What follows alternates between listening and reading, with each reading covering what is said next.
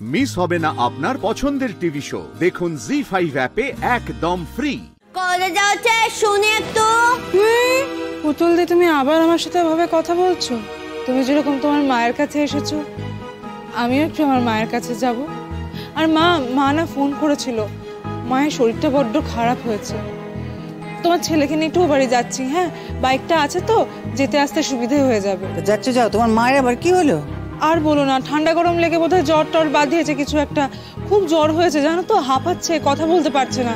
এদিকে বাবা বড্ড অসহায় হয়ে গেছে, ওই আমাকেই গিয়ে এখন রান্না বান্নাগুলো করে দিয়ে আসতে হবে আর কি। একটু রাত হলে বাড়ি ফিরবো। হ্যাঁ, একটু রাত হবে হয়তো আজকে। বাবা বাবা, সত্যি বাপে বাপ। এই যে বউ ননদ তো বাড়িতে এসেছে এতদিন পর, কোনো জ্ঞান নেই যে ননদ সেবা শুশ্রূষা করবো, তা না। উনি চললেন ড্যাং ড্যাং করতে করতে বাপের বাড়িতে। তা ওর জন্য তোর কিসের সমস্যা? ওর জন্য তো মা আছে, তারপর তোর এই বড় বৌদি তো আছেই।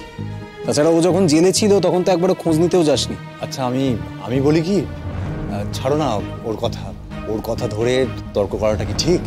ও তোর মতো কথা বলে যায়। আচ্ছা বাপু, ঠিক আছে, তো যা। তো এখন এবার যাবি থেকে যা, তো দেখি অবশ্যই তো গেলে আমি তো শান্তিতে কথা বলতে পারবো মার সাথে, শুভর সাথে দুটো মনে কথা। তোরা থাকলে তো আমি কোনো কথা বলতে পারি না, বুঝলি তো? সব তো বুঝিস, তোদের নিয়ে কথা বলবো আমি। তোর সামনে থাকলে কি করে বলবো শুনি? হ্যাঁ, সেই তো সেটাই হচ্ছে এই বাড়ির সমস্যা। এই বাড়িতে দুটো দলে সবাই ভাগাভাগি হয়ে গেছে, দুটো দল তৈরি হয়ে গেছে। কিন্তু আমরাও যে এই বাড়ির ছেলে, এই বাড়ির বউ, সেটা কেউ ভাবেই না। আহা, ওর কথা ধরছো কেন?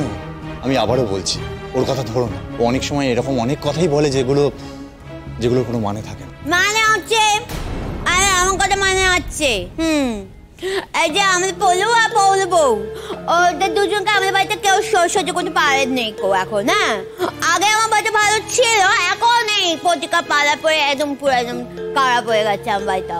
দুজনকে আমার বাড়িতে কেউ সহ্য করতে পারেনি গো, তাই তুমি সহ্য করতে পারোনি, আমি পারিনি গো। আমার পড়াক আমার বাবাইকে, আমার বাবাটা আগে খারাপ ছিল, তুমি তাকে সহ্য করতে পারতে নেই। এখন আমার বাবা বাবাটা ভালো হয়েছে, তাই তুমি ওকে সহ্য করতে পারো। আর তুমি শিমুকে খুবই পছন্দ করো, আমার মাকে ভালোবাসো, আমাকে সব থেকে বেশি ভালোবাসো। তাই না দিতে বাবু? আমি ঠিক বলেছি না? ও কি কথা? হ্যাঁ পুতুল, এই সমস্ত কি কথাবার্তা বলছো তুমি? না না না, আমার জামাইয়ের নামে এই সমস্ত বানানো কথা বলবে না, একদম বলবে না, কিন্তু বলে দিল। আর আমি অবাক হয়ে যাচ্ছি, তুমি স্বামীর নাম ধরে ডাকছো? হ্যাঁ, আমার করে ডাকে নাকি কেউ? আমার করে ডাকতে নেই। আর শোনো, জামাই বাবাকে তুমি এই সমস্ত আবুল তাবুল কথার মধ্যে টেনো না মা। এই পলু, তীর্থ কোনোদিনও কারো নামে কোনো সমালোচনা করে না। আর ও সমালোচনা করবে কার সঙ্গে বলতে কিনি? হ্যাঁ, পুতুলের সঙ্গে। পুতুলকে তো সমালোচনার যোগ্যী মানুষ, ওসব নিয়ে ভাবিস না তোরা। তীর্থ অমন করেনি। এই দেখো, আমাদের নিয়ে কে সমালোচনা করলো কে করলো না, তাতে না আমাদের কিছু যায় আসে না। আমরাই থাকবো। তোমায় নিয়ে সমালোচনা? না প্রতীক্ষা, তুমি সমস্ত সমালোচনার ঊর্ধ্বে। না, নতুন করে তোমায় নিয়ে আর কিছু বলার নেই। তোমায় নিয়ে যা বলার আমি তো তোমাকে বলে দিয়েছি। আর তুমি যদি চাও তাহলে পুরনো কথা তো থাক না। দেখো প্রতীক্ষা, এমন অনেক পুরনো কথা থাকে যেগুলো থাকা উচিত না। আর কথাটা আমি তুলিনি, তুমি বলছো তো, তাই আমি বলছি। তুমি কথাগুলো একবার ভেবে দেখো তো, তোমার প্রতি আমার যা ধারণা সেগুলো কি বদলানো সম্ভব? কখনো সম্ভব না। তবুও তুমি আমার শালার বউ, পুতুলকে আমি বিয়ে করেছি, এই বাড়ির সঙ্গে আমার আত্মীয়তা তৈরি হয়েছে, আর সেই জন্য আমি তোমাকে কিছু বলছি। দেখো, যা হওয়ার হয়ে গেছে। এখন যদি তুমি মন দিয়ে সংসার করো তাহলে কিন্তু তোমারই লাভ। যা অন্যায় করেছো, আর নতুন করে কিছু করো। আমরা আমাদের মতো সংসার করছি, তুমিও তোমার মতো সুখে সংসার করো, ব্যাস এটুকুই চাই। আমরা কিন্তু আমাদের সংসার নিয়ে বেশ ভালোই আছি। দেখো, তোমার সঙ্গে ওর কি সমস্যা হয়েছিল সেটা আমি জানি না, তবে আমি ওকে যবে থেকে চিনি আমার জীবনে কিন্তু ও কোনো সমস্যা তৈরি করেনি। এবং আমি বিশ্বাসও করি যে প্রতীক্ষা সমস্যা তৈরি করার মতো মেয়েই না। প্রতীক্ষাকে এ বাড়িতে বিয়ে হয়ে আসার পর থেকে অনেক কিছু সহ্য করতে হয়েছে, যেমন ওর চাকরিটা চলে গেছে, আর সবাই মিলে তো ওর পেছনে কম লাগেনি তীর্থ। আমার বড় বৌদি তার মধ্যে তো ছিলই, ও ওর পেছনে কম লাগেনি, কিন্তু এত কিছুর পরেও আমরা ভেবেছি যে না, আমরা অ্যাডজাস্ট করে সবার সঙ্গে একসাথে থাকবো, কারণ আমরা মনে করি যে একসাথে থাকার একটা শক্তি আছে। আর এই যে দেখোই না আমার দাদার যে এত বড় বিপদ, আমি তো সব সময় দাদার কাছে যাচ্ছি, দাদার খোঁজ নিচ্ছি, ওর সঙ্গে বসছি, কথা বলছি, কারণ বৌদি তো সব সময় থাকে না, বৌদি সকালবেলা বেরোয় এবং রাত্রিবেলা বাড়ি ফেরে।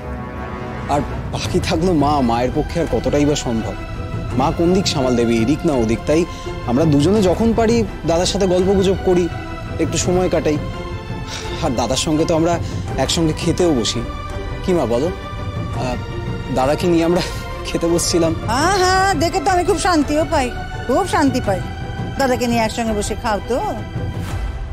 সত্যি কথা বলতে কি বাবা তীর্থ, আজকাল যেন মনে হচ্ছে যে পলু একটু ঘরমুখো হয়েছে, বুঝলে? বউ যবে থেকে ফিরে এসেছে না জেল থেকে, তবে থেকে যেন একটুখানি ঘরমুখো হয়েছে। আগে তো বউ জেলে ছিল, মনটা খারাপ ছিল, তো সারাক্ষণ বাইরে ঘুরে বেড়াতো, তাই না? তা এখন একটু দেখছি অন্যরকম হয়েছে। হ্যাঁ, মিথ্যে কথা বলবো না, ওর দাদাকে নিয়ে খেতে টেতেও বসছে, একটু দেখভাল করছে বটে। আমি একটা কথা ভেবে আশ্চর্য হয়ে যাই, তুই তোর দাদাকে দেখবি না তো কে দেখবে রে?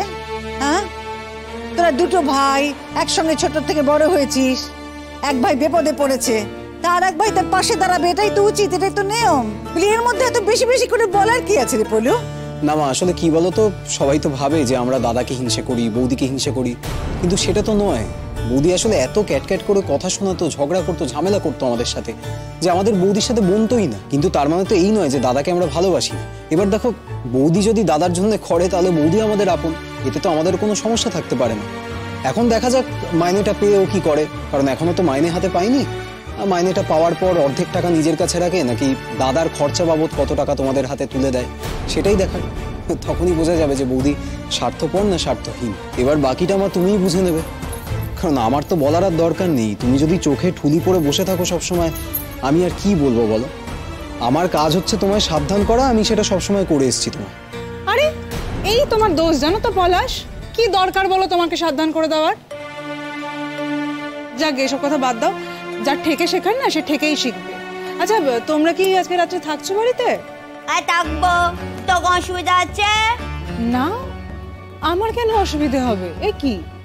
শোন পলু, পুতুল এসেছে অনেকদিন পরে, পুতুল বায়না ধরেছে যে সে বাড়িতে কদিন থাকতে চায়। অবশ্যই তীর্থ বাবা বলেছে তার কাজ টাজ আছে, সে সম্ভবত থাকতে পারবে না। এত বায়না করার কি আছে? বিয়ে হয়েছে, শ্বশুর বাড়ি আছে, তাদের অনুমতি ছাড়া তো তুই থাকতে পারবি না এরকম ভাবে। আর এই তো সবার সঙ্গে দেখা সাক্ষাৎ হলো। ওই তো কি রে, আমি থাকবো আমার মা বাড়িতে, তো কি শুনি?